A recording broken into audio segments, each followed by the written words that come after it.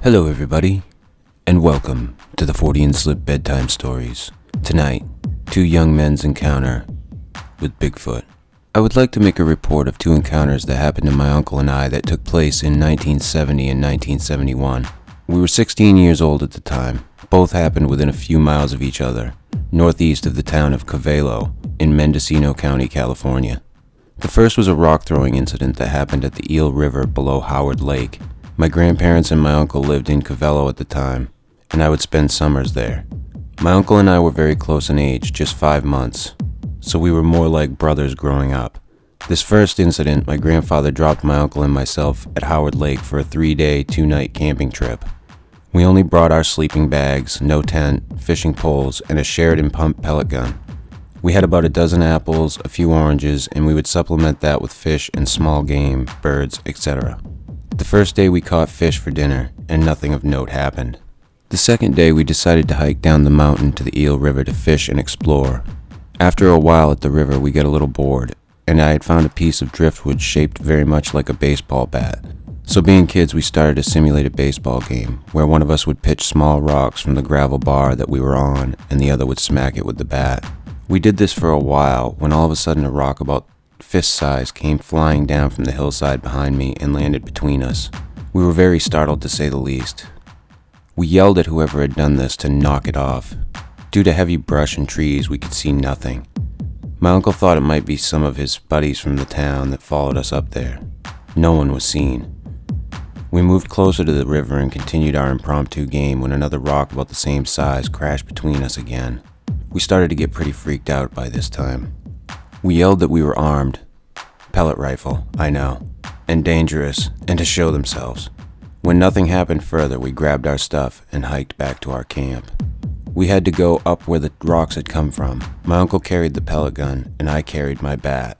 Anyway, we made it back to camp to discover that someone had gone through our camp, unrolling sleeping bags and scattering everything in the camp. We had our fruit in a small pack that we had hung in a tree about 10 feet high. There are bears in the area. The zipper of the pack was open and our fruit was gone. Nothing else was missing, just thrown about. We grabbed all of our stuff and made a beeline for the road back to town. We were not going to stay there any longer. Luckily for us, a family and a camper came by right away and gave us a ride back to town. When we told my grandpa what had happened, as he was curious to why we were back a day early, all he said was, "Damn hippies." We got a chuckle out of that. We didn't know who or what had messed with us, but we knew it wasn't hippies. The second incident left no doubt what was in those same hills. The next summer, my uncle had his driver's license, so we went up further than Howard Lake to a place near Hammerhorn Lake. There was a stream that my uncle knew of that had a population of native brook trout that he wanted to show me. He had been there before as he had lived in Covelo, and he was a great outdoorsman and explorer at 17. He was fearless at that age. We arrived and started fishing going upstream. We were in stealth mode as this was a small creek and the trout would spook at any loud noise or fast movement. We went for a while and doing well, catching and releasing many fish as they were kinda small, but we were having a lot of fun. We came to a large slab of granite that rose up at an angle about 20 feet or so. My uncle started up it, so I followed right behind him. When he got to the top, we heard a loud scream from right below us. My uncle stepped back right into me as the scream startled both of us. Almost immediately, we saw an animal take off from below us across an open sandbar. It was on all fours. It took 4 leaps. It made a noise on every leap that sounded like hoof or woof. This happened so very fast that we stood there in shock watching. When it made its 4th leap, in almost the same instant it stopped, turned around, and stood on 2 legs staring back at us. It was about 20 or 25 yards away. We and it stood for maybe 5 seconds. It then made a huff noise, turned, and walked away on 2 legs. It only took a few seconds to disappear in the brush. We just turned and started leaving post-haste. I remember one or both of us saying, "What was that?" We were in shock. Let me describe this thing as I remember. I got a real good look at it, and it was not anything I had ever seen before. It was dark brown to black in color. It had hair, not fur. It stood semi-crouched. It had long arms that were kind of outstretched forward and slightly to its side, with its palms pointed down. It did not have hair on its face or on its fingers. Its skin was dark gray. Its eyes were dark brown with no whites that I could see. It had a flat nose with the nostrils pointed down. I think this animal was about 6.5 feet tall.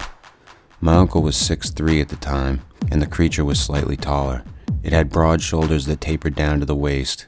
I would estimate the weight to be 250 pounds.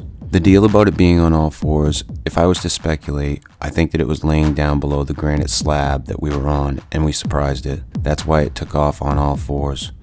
We did not see it until it was moving, and man, it was moving.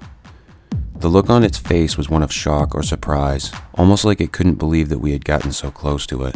We had decided not to tell anyone about this so as not to be ridiculed. We did not think anyone would believe us. We talked about this a few times and started hearing and learning about Bigfoot to the point that we had no doubt we saw one. My uncle was killed in a tragic car accident in 1977. I have kept these things to myself to avoid ridicule.